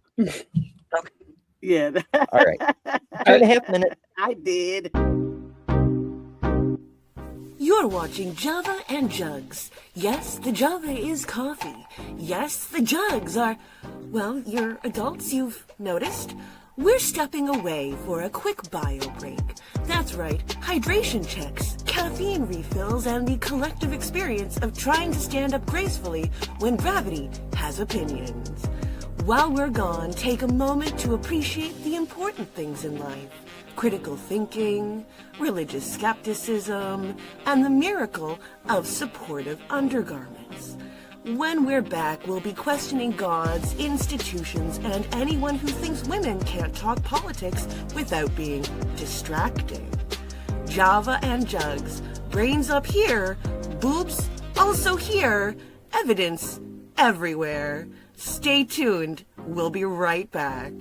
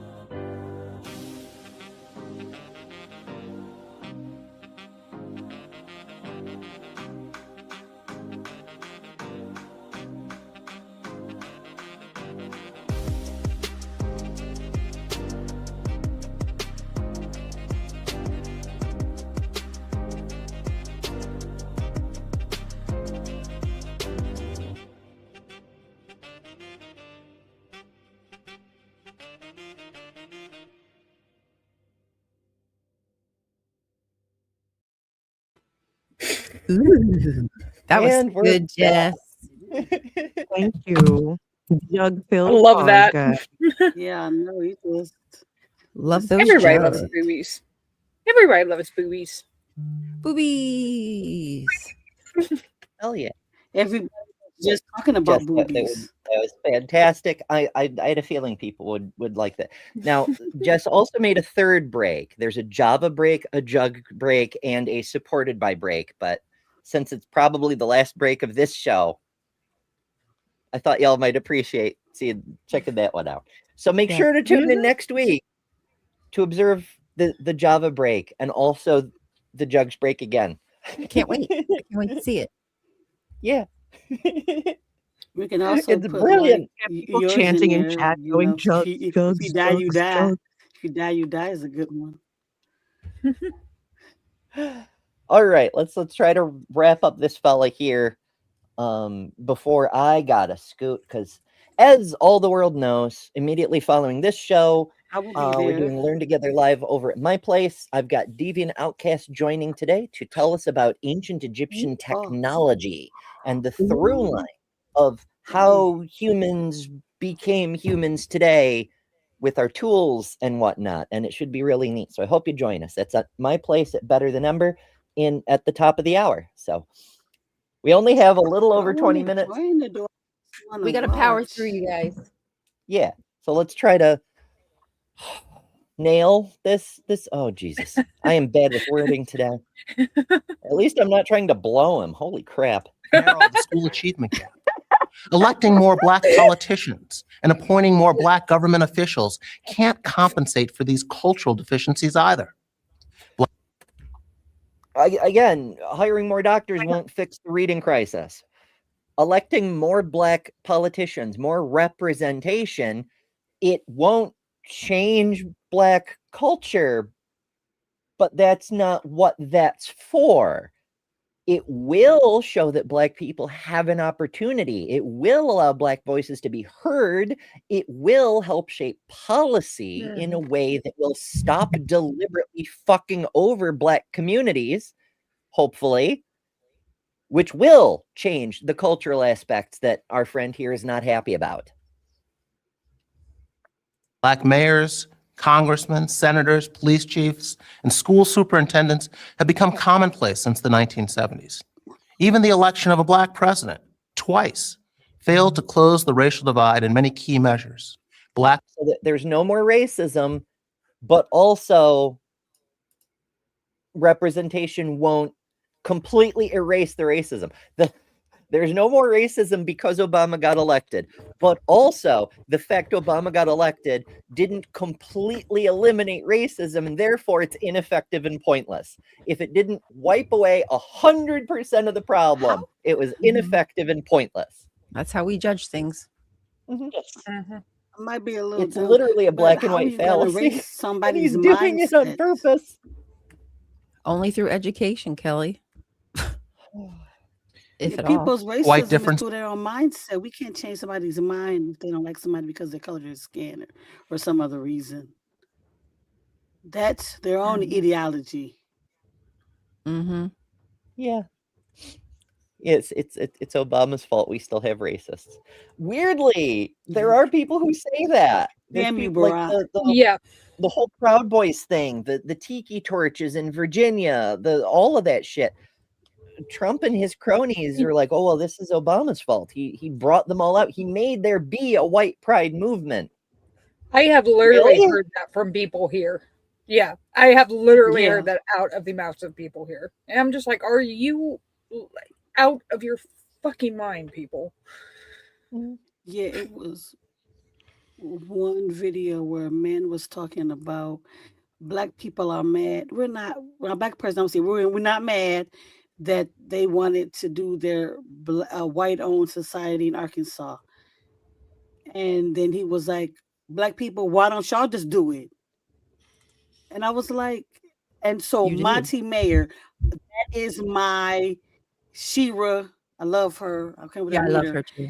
And she broke it down like all these civilizations and societies that black people came, you guys tore up because you were jealous they were succeeding better than yours. Yep. They were jealous they weren't getting the money anymore from black people. They created their own businesses, their own communities, and they got angry and then burnt them down or put them underwater or built on top of them.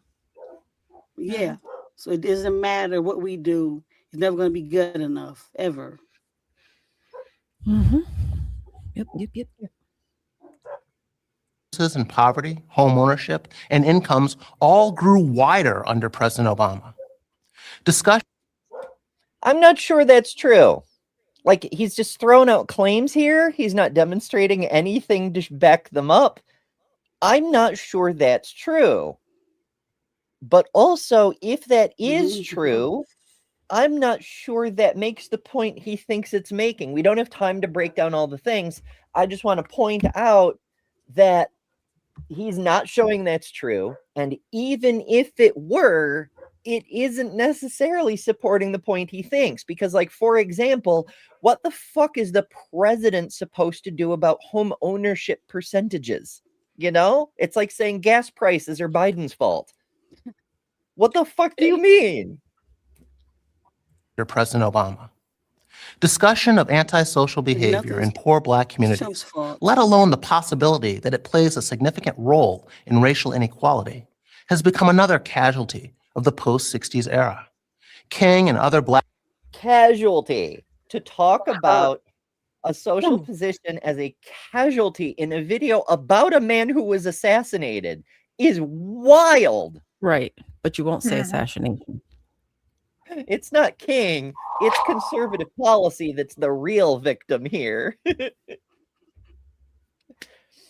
Black leaders at the time spoke openly about the need for more responsible behavior. After remarking on the disproportionately high inner-city crime rates, King told a black congregation in St. Louis that we've got to do something about our moral standards. We know that there are many things wrong in the white world, he said, but there are many things wrong in the black world too. We can't keep on blaming the white man. There are things we must do for ourselves. The pretenders to King's legacy mostly ignore this advice. Want to bet a nickel that's cherry-picked? Yeah, I bet the quote is cherry-picked. I mean, I don't doubt that he said that there's things that you have to own as a human. We all have to own our own, actions. We're responsible for our own actions. But that's not what he's talking about.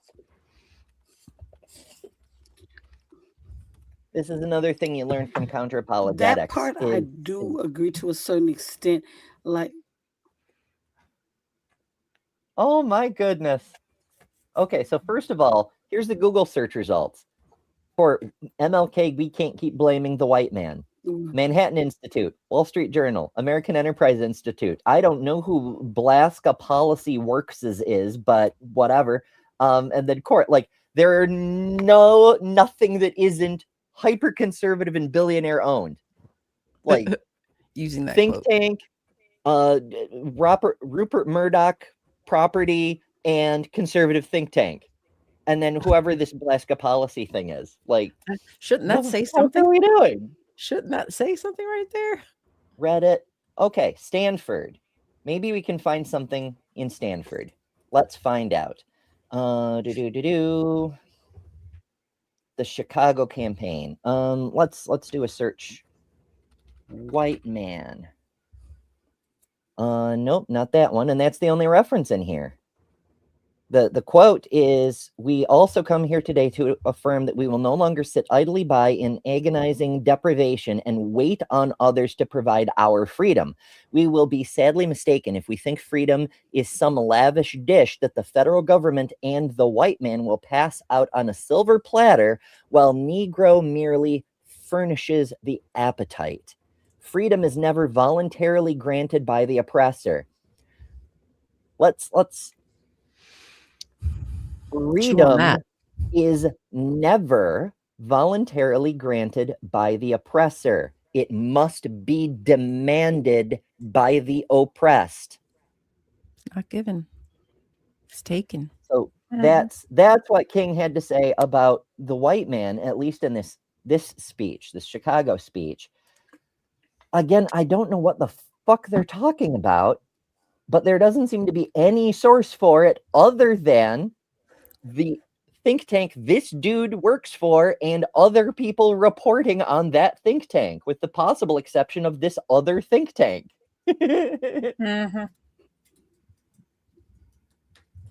So what the fuck? What the absolute fuck? Oh, holy shit. Holy shit. Hold on. What's this now? Where is it? I'm gonna find it. Okay, white man. Down.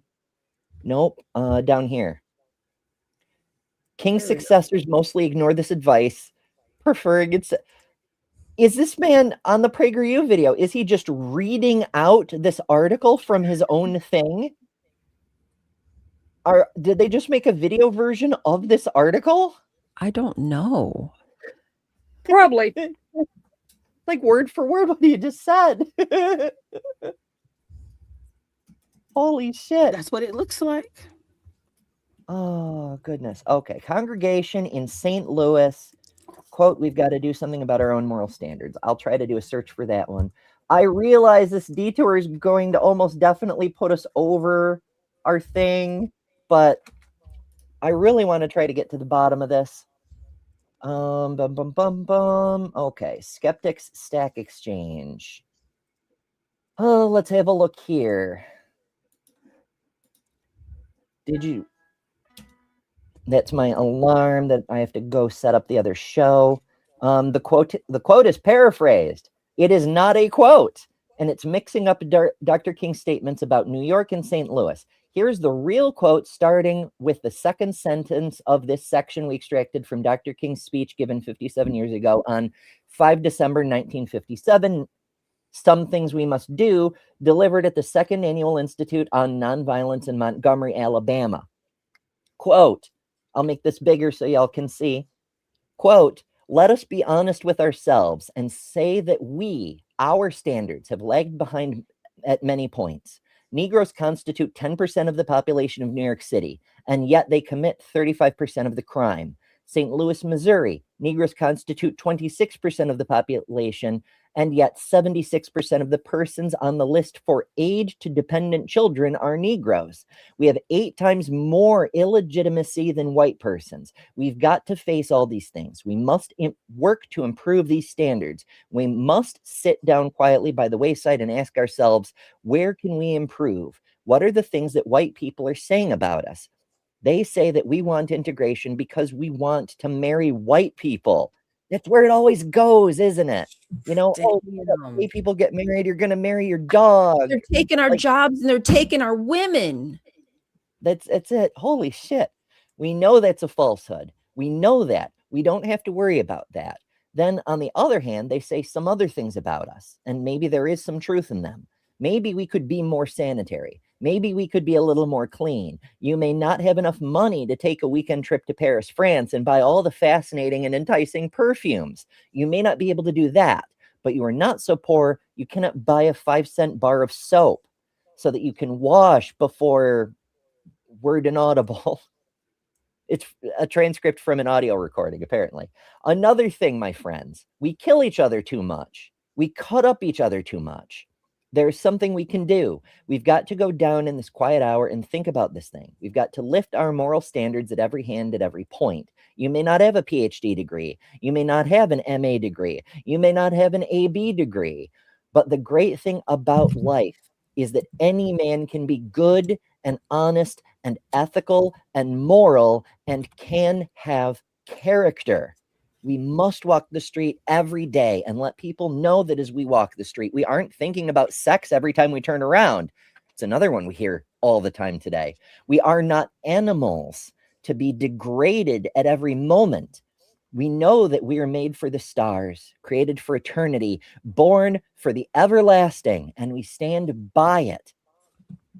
We must improve our standards, improve our conduct. We must improve our sanitary conditions, and we must improve our cultural standards. There are many things we can do. Opportunities are now open that were not open in the past. Adult education and all of these things we must take advantage of. There are things we can do to make ourselves respected by others. Let me rush on. There's a third thing we must do that we can do. We must achieve excellency in our various fields of activity and our various fields of endeavor. This is a new day, and that simply means that doors are opening now that were not open in the past.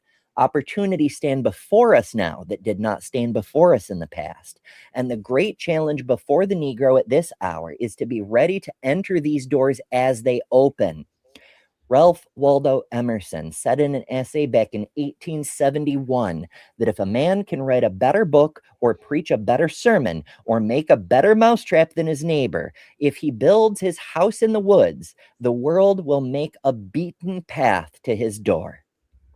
We must get ready and do the job.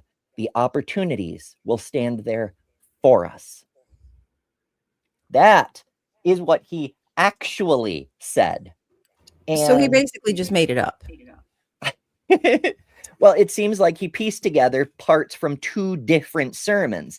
And a big part of that, it's important to remember, he was a minister first, and he's preaching to a Black congregation. He's saying, Black brothers and sisters, here's things we can do to make our lives better without relying on the white man.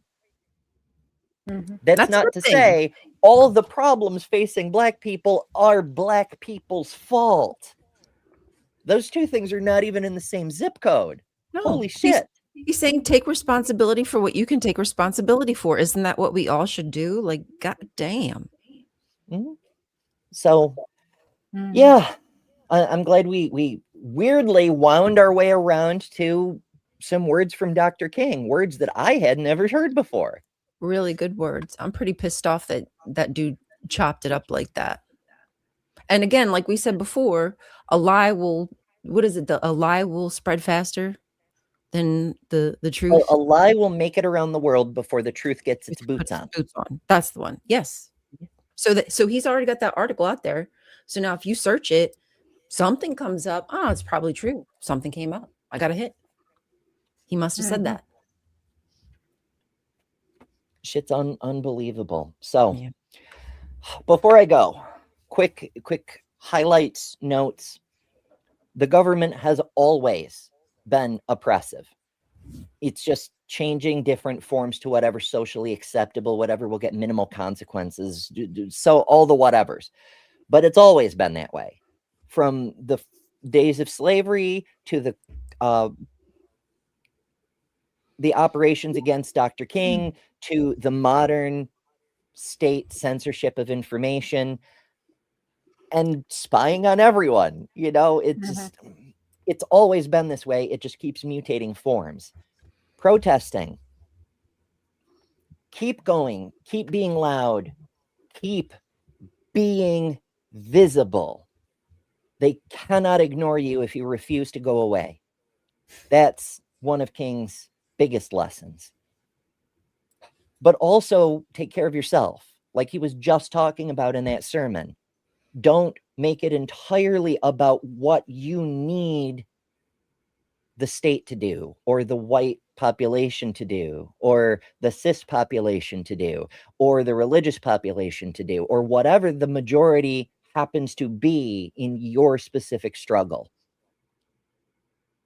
Fight them, stand against them, stand in their way, but be safe and put doing better yourself as a priority too.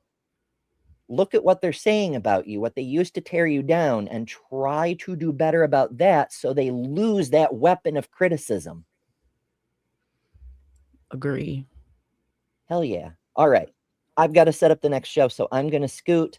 Join me, Better Than Ember, here on YouTube, and everybody else do your outros and things, and we'll see y'all soon. Mwah! See you soon.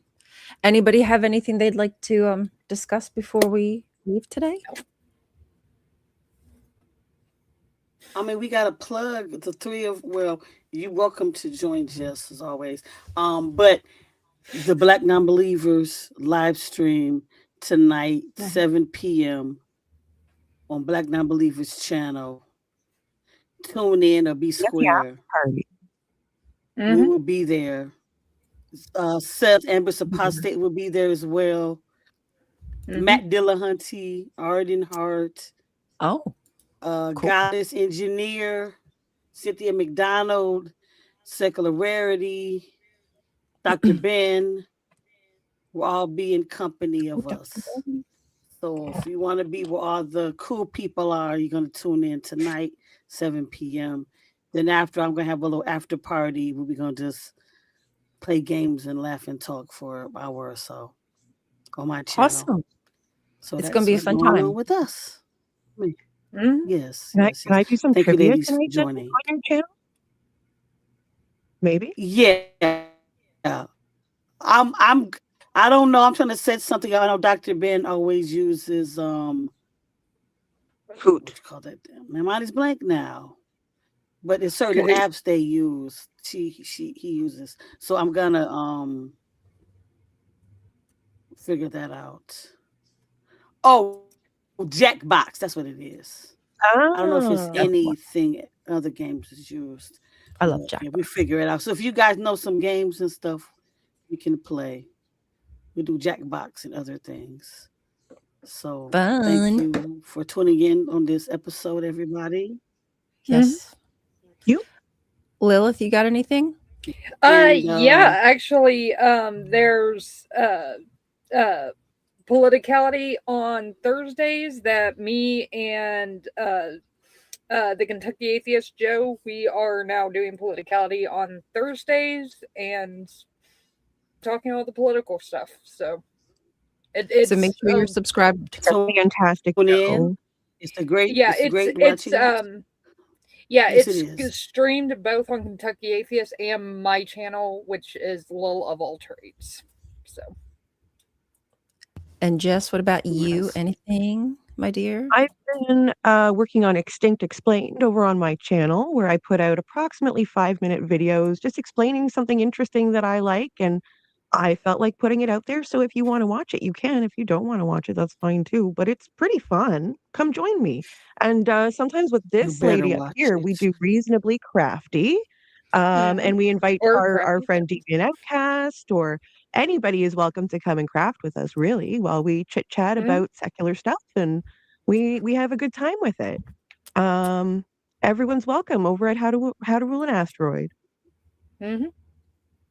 Have a good old time crafting up, having a little chitty chat. I've caught you guys. It's fun to watch people do crafts because I'm a craft. Actually, as I say, and I'm sitting here cutting up letters. Yeah, you can join them. I'm going to make an Abolish Ice shirt. You can join them. I'm raveling yarn. Yes, my hands are always busy, so I enjoy that kind of stuff. Mhm. Yes, so please, if you're not subscribed, find these channels, subscribe.